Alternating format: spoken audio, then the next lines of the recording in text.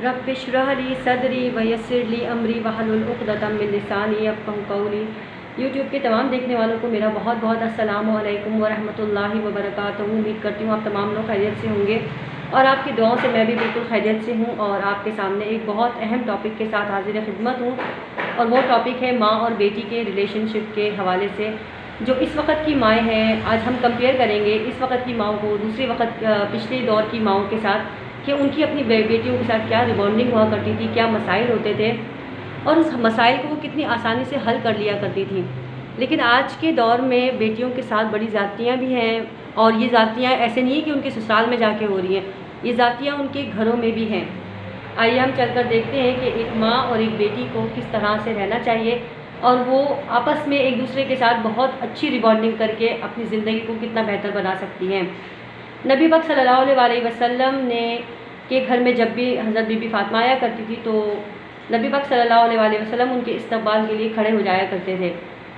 तो हमारे नबी ने अपने अमल से ज़ाहिर कर दिया है और दिखा दिया है कि बेटियों की कितनी ज़्यादा अहमियत है। लेकिन हमारे यहाँ बेटियों की इन अहमियतों को इग्नोर कर दिया जाता है।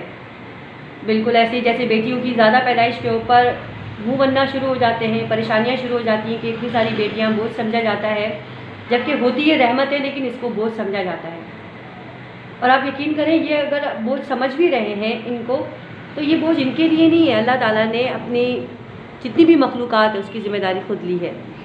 और वो तमाम तरीके जो एक माँ और बेटी को अपनाने चाहिए वो आज के दौर में नहीं नज़र आते। माएँ भी उनको बोझ समझना शुरू कर देती हैं। अल्लाह ताला ने औरत को जिन कैटेगरीज़ में पैदा किया है वो है माँ, बहन, बेटी, दोस्त, सिस्टर और बीवी। ये तमाम चीज़ें जो है ना रिश्ते अपनी अपनी जगह अहमियत रखते हैं, लेकिन जो रिश्ता माँ और बेटी का होता है उसकी अहमियत बिल्कुल अलग होती है।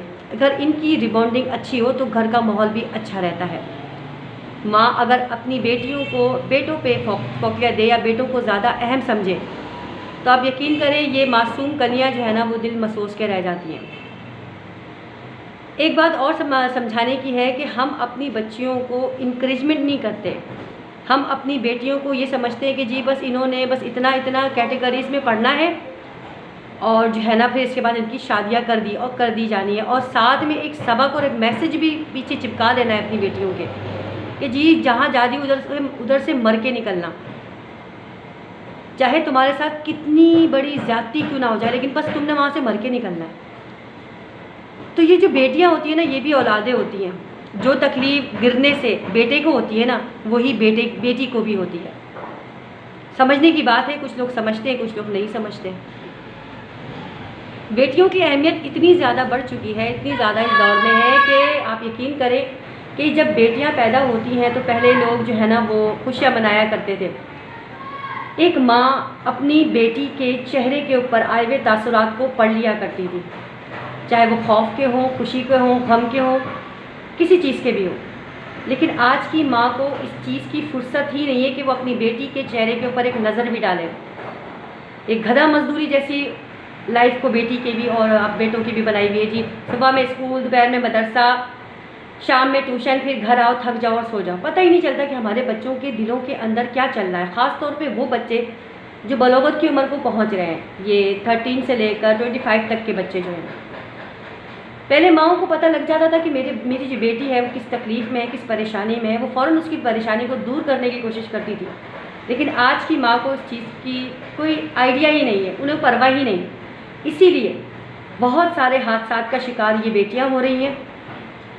माएँ छोटी छोटी बच्चियों को दुकानों पे भेज देती हैं और बिल्कुल बेफिक्र हो के जी कि ये सामान ये लेकर आ जाएंगी, अपनी चीज़ लेकर आ जाएंगी। उन्हें होश ही नहीं होता कि मैं अपनी बेटी को अगर भेज रही हूँ बाहर तो मेरी जिम्मेदारी बनती है कि मैं उसके साथ जाऊँ, मैं उसके साए की तरह रहूँ। पहले ऐसे ही होता था, माएँ अपनी बेटियों के साथ साथ रहती थी। ये बच्चियों के इतने जो मतलब ये कि मामलात चल रहे हैं, ऐसे मामलात पहले नहीं हुआ करते थे। अगर हम तकरीबन 20-25 साल पहले देखें तो ऐसे मामलात नहीं हुआ करते थे जो मामलात बच्चियों के साथ आज हो रहे हैं।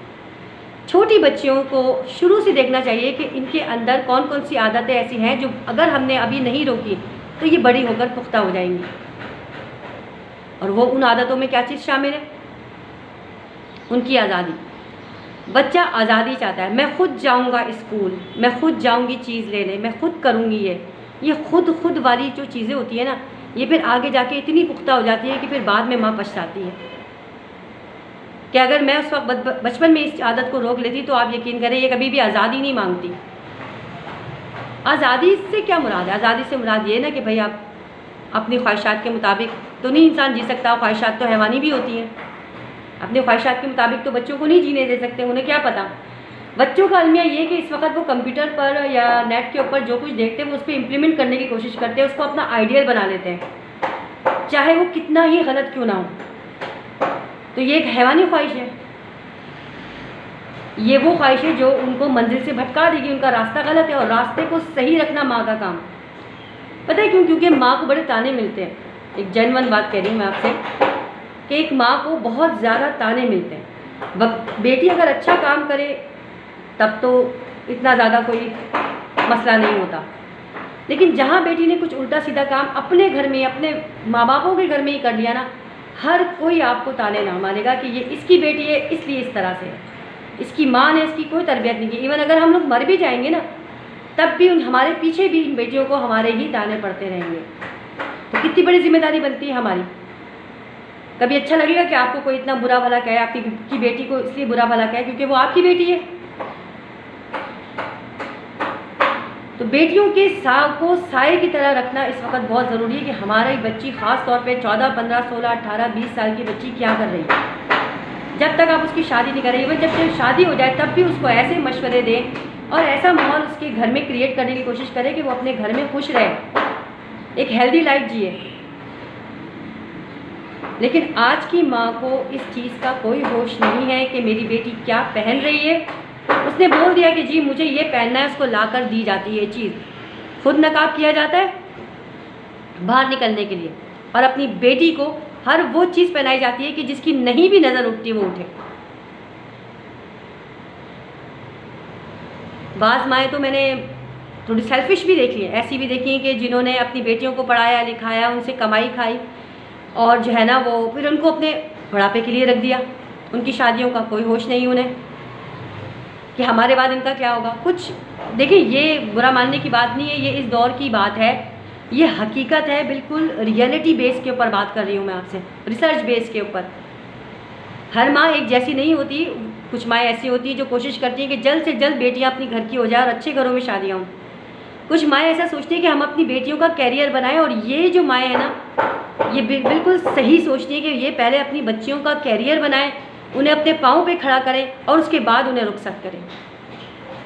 औरत के पास खूबसूरती दौलत कुछ नहीं होता, औरत के पास सबसे बड़ी चीज़ इज़्ज़त होती है, जो उसकी बुढ़ापे तक उसका साथ देती है। अपनी बच्चियों की इज़्ज़तों की हिफाजत आपने करनी है और उन्हें सिखाना है ताकि वो भी अपनी बच्चियों की इज़्ज़त की हिफाजत खुद करें, ना कि अपनी नुमाइश करवाती फिरें। हम एक मुस्लिम कम्युनिटी से बिलोंग रखते हैं, हम एक मुस्लिम माशरे से बिलोंग रखते हैं, और हम ये चाहते हैं कि हमारे जो है ना वो जितने भी वो हैं, हमारे इर्द गिर्द के जितने भी लोग हैं, वो एक मुस्लिम माशरे से बिलोंग रखने की वजह से अपनी बेटियों को वो तमाम चीज़ें प्रोवाइड करें जो एक दीन में है। अपनी इज़्ज़तों की हिफाजत करना, अपने भाइयों की, अपने शोहरों की, अपने बाप की, अपनी खुद की, एक बहुत बड़ी डिग्निटी होती है। किरदार बहुत बड़ी चीज़ होती है। एक सेकंड में धब्बा भी लगता है और एक सेकंड में आप कहाँ से कहाँ पहुँच जाते हैं। बेशक काम करना बहुत अच्छी बात है। हमारे यहाँ अलमिया ये कि हम लोग जिन स्कूलों, कॉलेजों, यूनिवर्सिटियों में बच्चियों को पढ़ाते हैं वो सब को एजुकेशन है, लेकिन इसमें रहते हुए अगर हम सीधा रास्ता अपने बच्चों को बताएं ना, तो आप यकीन करें बेहतरीन किस्म की माशरे में इस माशरे को हम बेहतरीन फ़र्क प्रोवाइड करके दे रहे हैं, क्योंकि बच्चों की, चाहे वो लड़के हों या लड़कियां, उनकी तमाम जिम्मेदारी उनकी माँओं के हाथ में होती है। खुद भी ऐसी अपने आप को बनाएं और अपनी बच्चियों को ऐसे बनाएं कि कोई कल को आपके ऊपर उंगली ना उठा सके कि नहीं इस तरह के लोग हैं और ये जो है ना वो इस तरह की माँ है। आपका शौहर भी फ़ख्र से बोले कि नहीं जी मेरी बेटी की तरबियत मेरी बीवी ने बहुत अच्छी की है। लोग आपको कहें कि आपके बच्चों जैसी तरबियत ही होनी चाहिए, हम भी ऐसे ही करेंगे। आज के दौर में औरत किसी से कम नहीं, इसे कम ना समझें, इसे वही दर्जा दे जो अपने बेटों को देती है, क्योंकि औलाद सबकी बराबर होती है, चाहे वो बेटा हो या बेटी। अगर कोई बच्चा बुरा निकल आए तो उसे फेंक नहीं दिया जाता, उसे सुधारा जाता है। आप ही की औलाद है ना। लोग होते हैं भाई छोड़ो इसको, इसके हाल पर छोड़ दो, जो कर रहा है करने दो। अरे ऐसे कैसे कह सकते हो आप? अल्लाह के घर में आपकी पकड़ है। अल्लाह ताला आपसे बोलेंगे कि मैंने नेमतें दी थी, तुमने उसका क्या किया? हर चीज़ का हिसाब है, तो क्या औलाद का हिसाब नहीं होगा? और ये हिसाब सिर्फ माँ से होगा? ये दोनों वालिदैन से इसका हिसाब होगा। तो हमें अपनी बुरी औलादों को भी छोड़ना नहीं चाहिए। अगर हमारे बच्चे के अंदर खुदा न खास्ता कोई ऐसी आदत आ गई है तो हम उस आदत को ख़त्म करेंगे, हम उसे समझाएंगे, हम उसे सीधा रास्ता दिखाएंगे। और इंशाअल्लाह माओं की और वालिदैन की दुआएं तो अल्लाह ताला फ़ौरन अपने बच्चों के हक़ में कबूल करते हैं।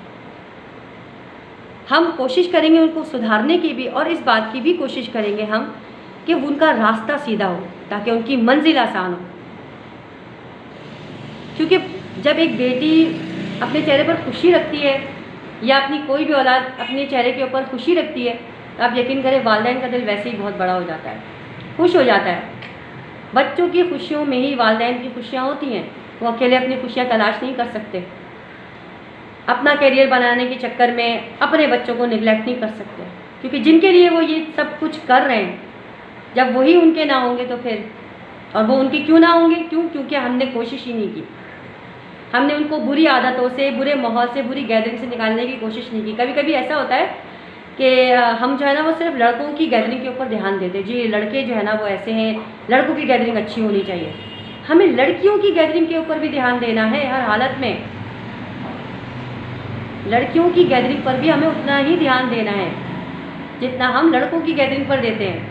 क्योंकि माहौल आपस में बैठकर जो बातचीत, ज़ाहिर है 5 तरह की लड़कियां 5 घरों से आती हैं, 5 माहौल लेकर आती हैं, वो उसकी छाप आपके बच्चे पर कैसे पड़ रही है आपने ये देखना है। बच्चे को इतना स्ट्रॉन्ग, बेटियों को तो इतना स्ट्रॉन्ग कर दे कि खुदा न खास्ता अगर किसी बुरे इदारे में भी वो चली गई है ना तो वो अपना रास्ता सीधा रखे। उन्हें इस बात से कोई फ़र्क ना पड़े कि मेरे इर्द गिर्द क्या हो रहा है, उन्हें सिर्फ अपने मकसद से फ़र्क पड़े कि इस मकसद के लिए मुझे मेरे वालिदैन ने यहाँ भेजा और मैंने उसको पूरा करना है। अगर वो वालिदैन की इज़्ज़त का एहसास रखेंगी तो आप यकीन करें, ये होती है ना एक मकाफ़त अमल चीज़ कि जो तुम करोगे अपने वालिदैन के साथ वो घूम कर तुम्हारे पास वापस आएगा, और ऐसा ही होता है। वीडियो अगर अच्छी लगे तो प्लीज़ शेयर कीजिएगा, सब्सक्राइब कीजिएगा और बेल आइकन भी दबाइएगा।